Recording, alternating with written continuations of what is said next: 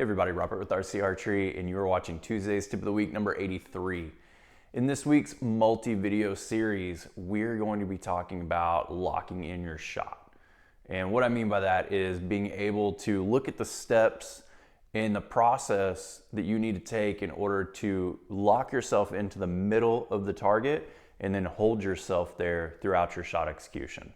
So in today's video, we're going to be going over the 2 tips and 2 steps on helping you draw and then locking yourself into the middle.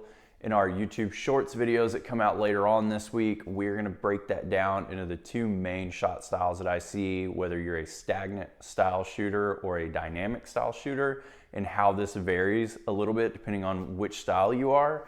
And then in our members only video this week, we're going to talk about what we're doing to find the natural point of aim for us vertically, to where we just naturally want to stay in the middle of that target with using our loop height, and then also with dialing in our stabilizers as well.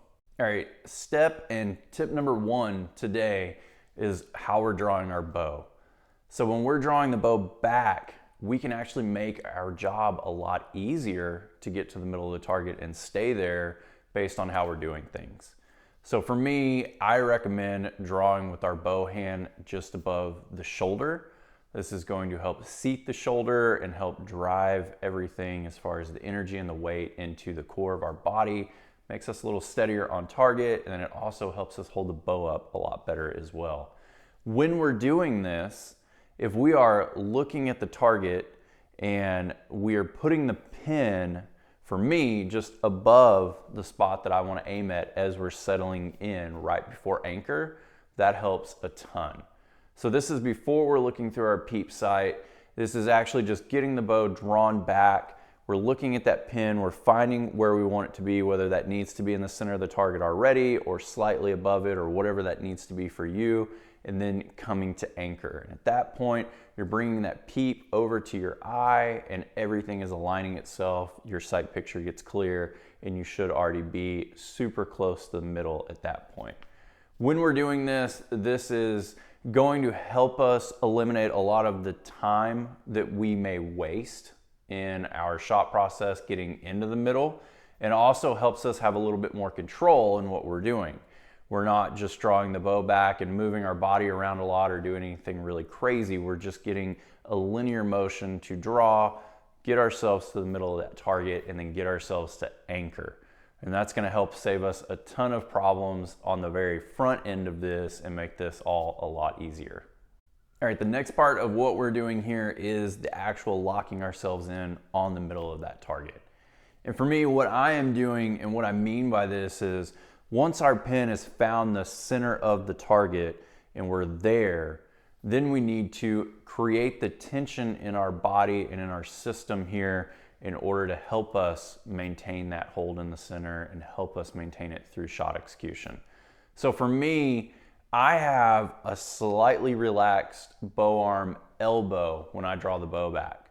So when I'm getting into anchor and I'm wanting to create this tension for myself, I'm pushing out a little bit towards the target from my elbow out, just creating a little tension. And while I'm doing that, I'm also pulling back a little bit with my release arm.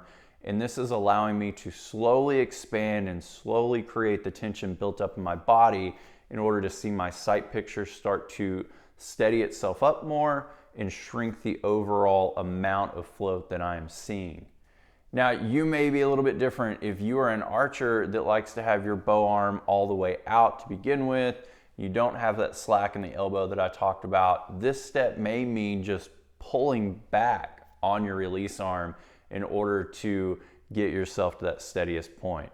Now, in our YouTube Shorts video, we're gonna break this down a little bit more this week, because how you're doing this and to the level that you're doing this will matter depending on if you're a stagnant shooter or a dynamic shooter. You're gonna do that a little bit different, but we'll go over that in the YouTube Shorts videos that come out on Wednesday and Thursday this week and talk about the differences and the variances of what you're seeing.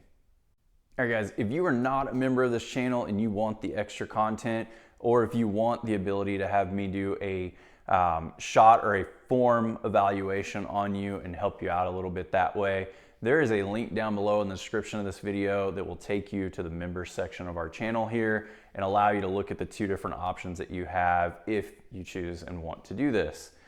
Make sure that you have subscribed to the channel, hit the thumbs up on this button. It helps the algorithm out a lot for us. And if you haven't already done so, click the bell notification, because that way you'll know by having a notification pop up when these videos come out on Tuesday, and then also our follow-up videos on Wednesday and Thursday will pop up for you as well when we do the YouTube shorts. Thank you guys for watching today. I'll see you soon.